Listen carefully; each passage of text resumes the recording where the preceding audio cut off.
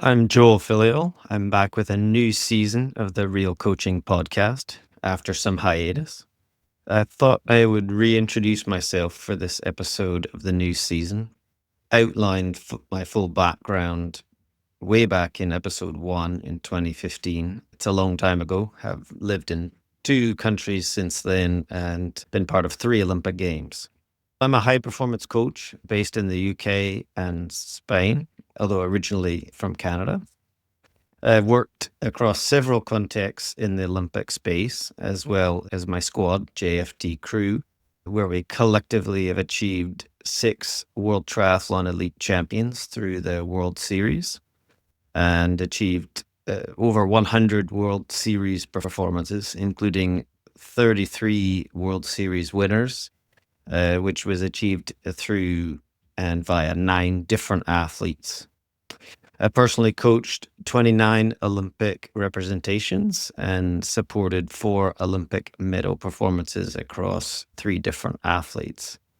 And I share all this just to highlight my experiences that I'm looking to share with this podcast from the front lines of high performance across these different contexts, and to illustrate, I think, my unique perspective of having real skin in the game across high performance when it comes to coaching and supporting athletes competing at their best levels in world-class competitions. So this podcast started all the way back in 2015 with Coach Paulo Souza, who's gone on to do some amazing things, is now one of the clearly best coaches in the world.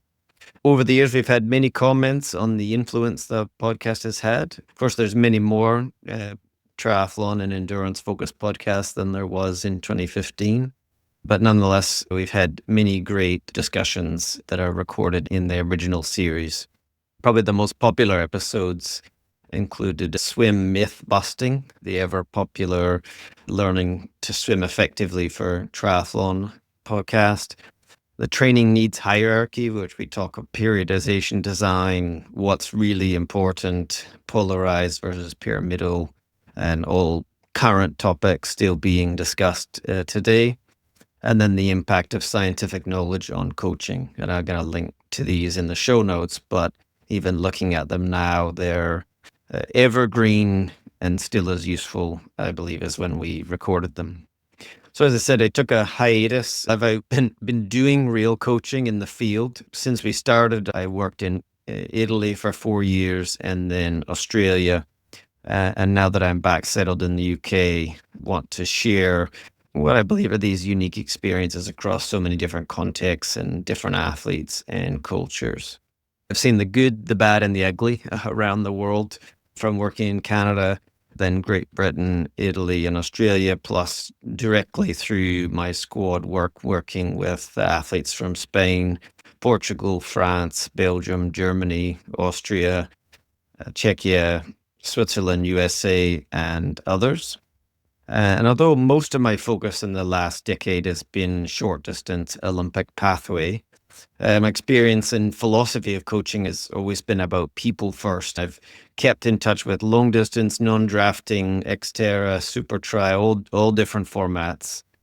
From my early days of coaching included athletes doing a variety of distances, but including Jordan Rapp, winner of long course worlds back in the 2000s, and many other successful long distance and middle distance races. Ironman Canada winner Tom Evans, back when there was only a few Ironmans. Jasper Blake, who'd be a name that'd be familiar with Canadians. And David McNamee, as he moved from short distance to long distance. And then he moved on to other programs and eventually was on the Ironman Kona podium twice.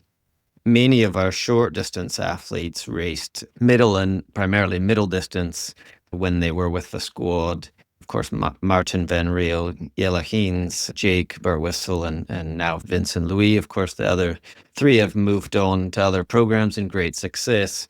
And Vincent now competing in the T100 series this year in 2025.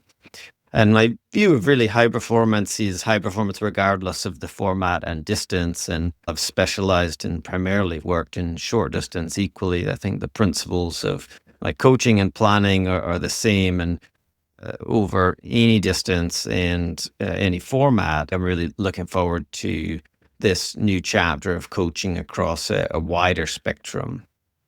The purpose of this podcast is to share my experiences from a coaching point of view. I know many coaches over the years have been interested in what we've had to say here, and have been interested in either mentorship or just learning from experiences of the front lines. Equally for self-coached and coached athletes and motivated athletes who can potentially find something that they can involve in their program, or to think about how to be effectively in their self-management, whatever their context. My philosophy overall has always been about simplifying the endurance process and trying to make sense of what is out there in the endurance and sport coaching world. What can be implemented successfully? What are the common pitfalls and errors we make, and what to avoid? I've always been interested in technology and the intersection with sport. However, also over the years have developed a keen filter of what is being sold, what can actually be useful, and finding signal in what can be a very noisy environment in the modern sporting context. What's missing in the current environment, I believe, is really finding wisdom. We're drowning in data. We're losing the ability to make sense of what's useful and how to refine our processes to improve our performance. What I see most often is a short-term mindset. What's missing is what can be sustainable over the long term. A lot of interventions, training interventions, can seem like they work in the short term, but may have unintended consequences or second-order effects, such as the tendency of what we can measure tends to increase stress, like many recovery metrics. Just the fact that we're monitoring so much creates a new dimension of stress that can impact over the long term. And certainly those that are familiar with Goodhart's law, when a measure it becomes a target, it ceases to become a good measure. And I think there's something to learn about so much of the wearable and the data that is now commonplace, but finding a signal in that and noise is not easy. This intro podcast, the theme is really about this wisdom, coaching wisdom. And I start with a couple of quotes on this that I tend to collect in my reading, and start with this, and that's: intelligence is the ability to understand many ideas. Wisdom is the ability to identify the few ideas that are worth understanding. And the second part of this is really the purpose of this podcast is, to a first approximation, wisdom is the capacity to take your own advice.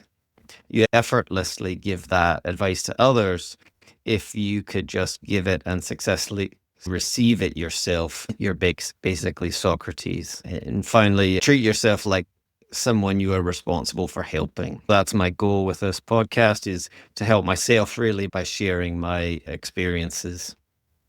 I want to connect now to an article from a blog called Farnham Street by Shane Parrish. Many of you may be familiar. Well, it's often in the business and investing space. There's quite a lot of very applicable insights for coaching, certainly that I've used over the many years and put into practice. And he had a recent post, like many of his insights come from investors, Charlie Munger and Warren Buffett. There's an article called "All I Want to Know Is Where I'm Going to Die, So I'll Never Go There." And this is about a book called Study in Simplicity and Uncommon Common Sense. I think that's very applicable to coaching, simplicity, and certainly my mindset of uncommon common sense. He had takeaways from the book, and I wanted to share my perspective as applicable to coaching. And the first point that he had as a takeaway was wisdom is prevention. And for me, this really resonates with the view that, again, unintended consequences and second-order effects, many interventions seem like they work until you discover what impacts those interventions might have over the long term, or how an intervention might impact the overall training program. I think the wisdom is knowing what not to do is just as important as what to do, if not more important, knowing what not to do. And one of my key coaching rules is don't screw it up, i.e., avoid making mistakes. Really, that this can only come from real experiences and making a lot of mistakes, which I have made many in my coaching career. You can't just read or study this. You really have to learn via your own experience and the consequences of your decisions that you make. So wisdom is prevention, finding understanding in the process, and that helps us avoid making the errors and what tends to derail athlete performance. The second point that resonated, that the fundamental algorithm of life is repeating what works. This makes me reflect when I think about my training processes and my coaching, and considering that essentially the coaching process is a trial and error with individuals who are all different, who have different contexts, and even over time, the context changes as they grow older, grow more experienced, and how I hone in on certain principles that I follow.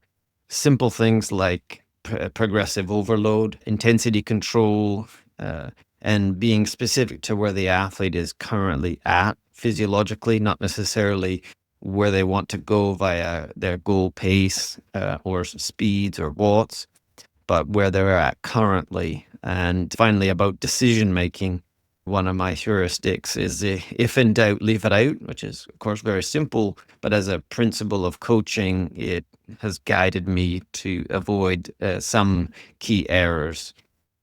Teaching self-management connects all of these because we want athletes to be able to manage themselves, in the sense that the famous quote, athletes can feel but can't see, and coaches can see but can't feel.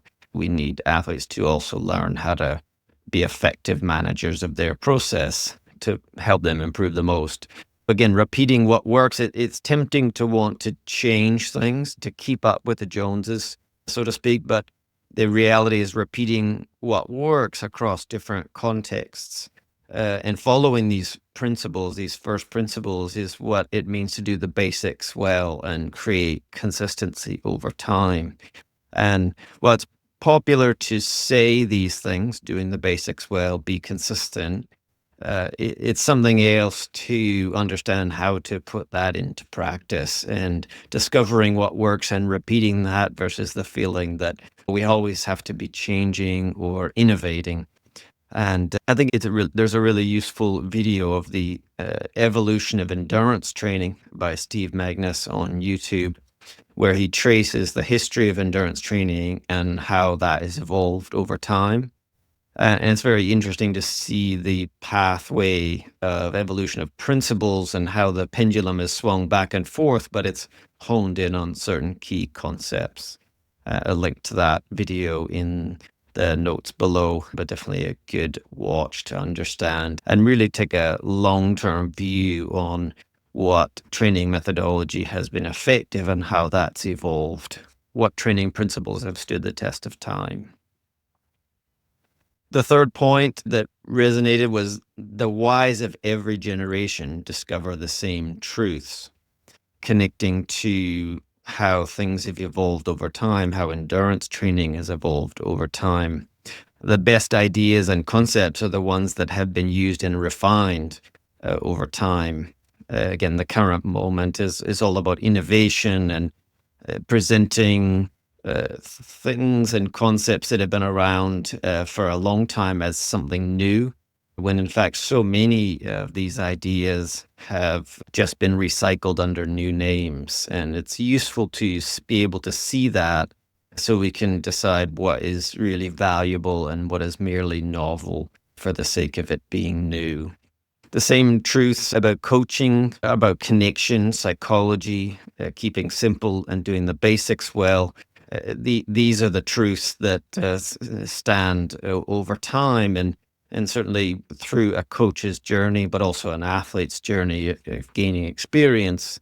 There's a drive towards understanding what's actually important, and certainly connection, understanding, keeping things simple, doing the basics are timeless truths. I think that the marginal gains era has largely been a distraction from these points. And while it's interesting to think about all the ways that can improve performance, doing the basics well and keeping the fundamentals front and center is actually really hard to do. And I think that's a real skill of high performance. And it connects very nicely to the fourth point, which is avoiding distraction. Avoid chasing after the new shiny things. Anything that's truly useful in terms of interventions or training methodologies or tools will reveal itself and prove useful over the long time scale.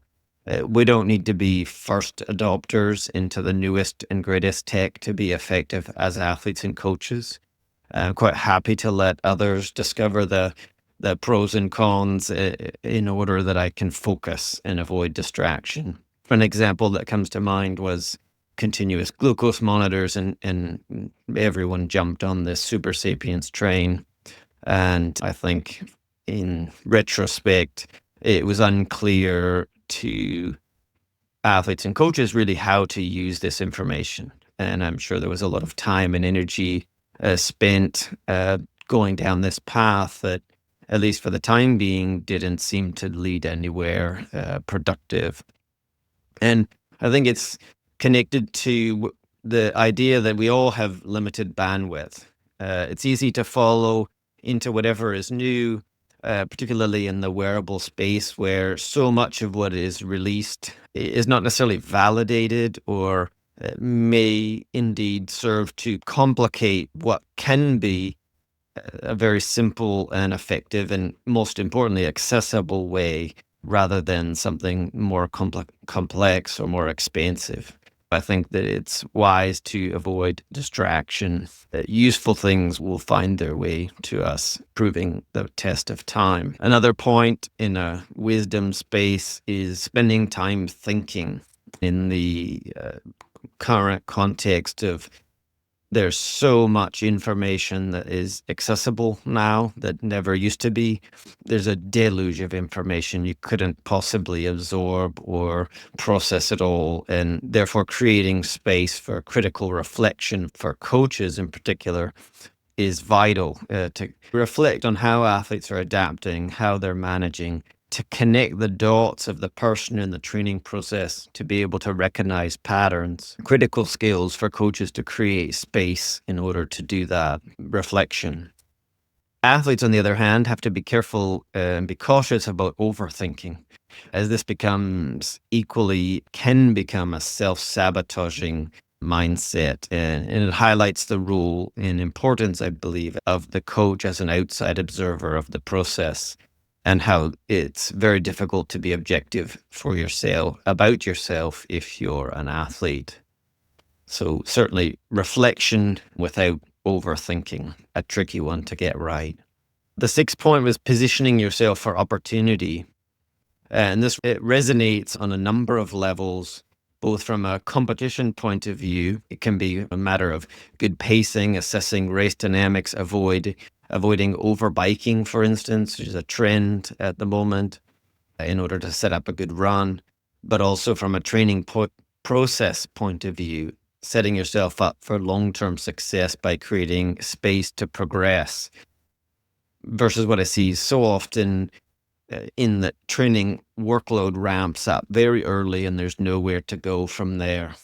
Despite periodization being a well-known and understood concept in general, it's actually something I see lacking very often in practice, in meaning there's very little variation in the workload for many athletes. The next concept is invert. Much of success comes from simply avoiding common paths to failure. Obviously, there's a theme here through all these points, but avoiding the classic training errors. Too much too soon, too much intensity, not enough periodization and planning, not enough time to adapt to new stresses and loads, perhaps not taking a multi-year view to training progression.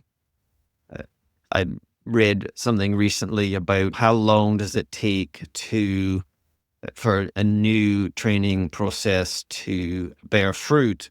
And so in my experience with new athletes is it probably takes about 2 years to see the benefits of making change, really lasting change.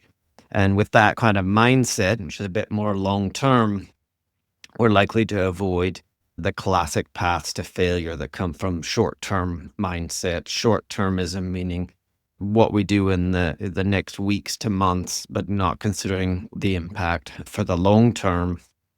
We know that most common paths to failure in endurance sport are injury, illness, burnout, and regarding mental exhaustion or mental health, and the loss of desire to continue to do the work necessary to be successful.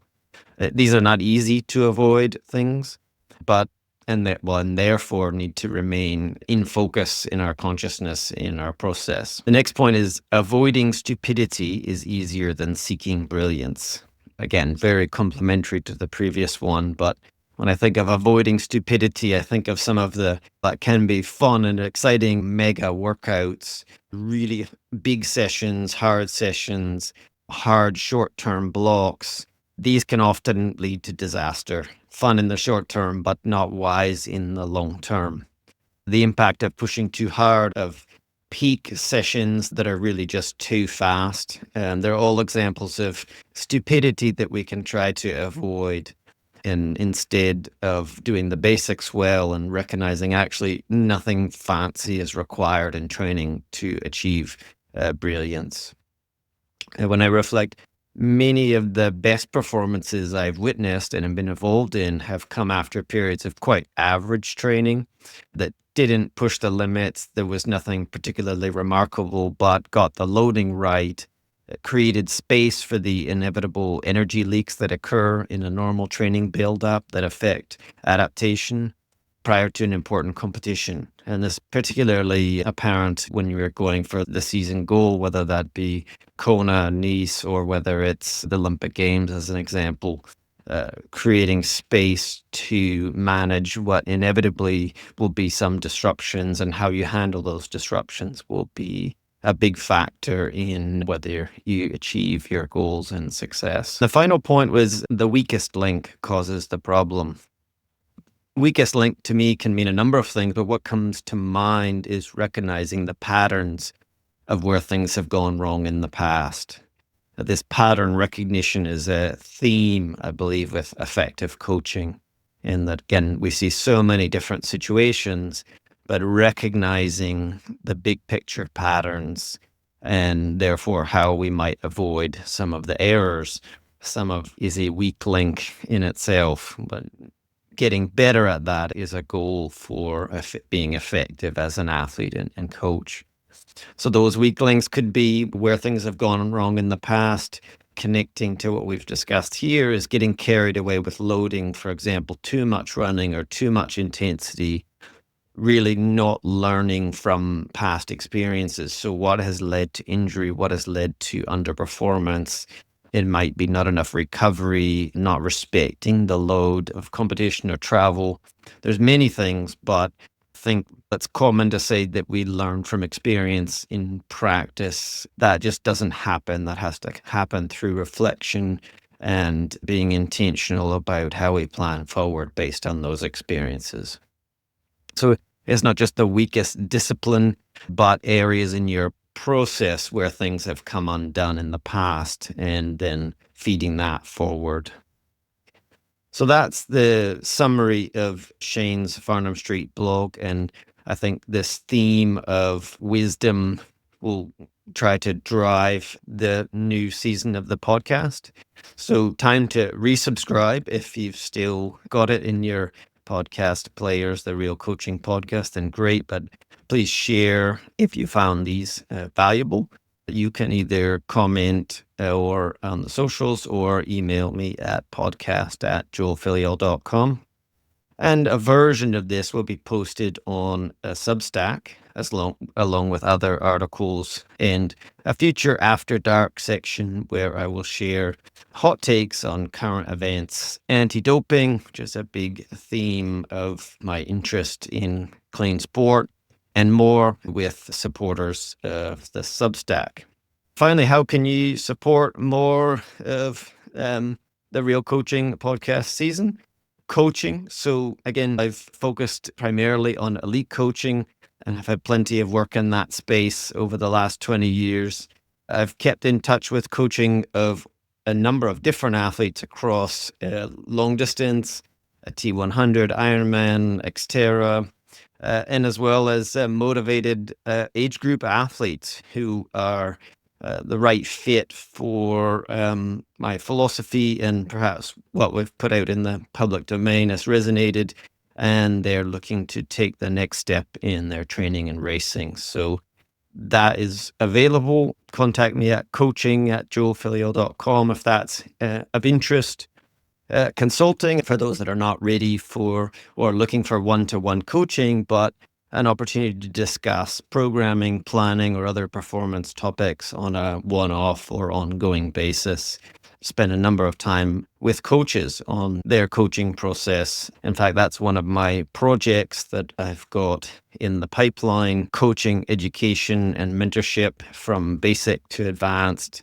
Prepared quite a lot of material in this space to support coaches. I think it's something that's really lacking from a real high performance mindset. So there's coaches can get in contact if that's of interest. And finally, if you want to spend some time together, I'm returning to my training camp that I did in 2024 in the Loire Valley at the Chateau de Mont Henry. I've got 2 weeks in the northwest of France, the 7th to the 13th of May, and the 7th to the 13th of June. I had a great experience in 2024 with these: great food, great training, opportunity to spend time together, do some learning and performance testing, etc. There's quite a lot we can do in the week, and it's good fun. If you want to explore more about this, my website, joelfilliol.com/blog/camps. And for the moment, there's a 10% off discount code JF2025 if you want to sign up and get a deal on the camp and to spend time together. Finally, you can follow me on YouTube. You might be watching this on YouTube. X, Instagram, Facebook, LinkedIn are all below, and the new Substack, which will be available when you're listening to this. Finally, thanks. If this has been useful, please share, and look forward to the next episode.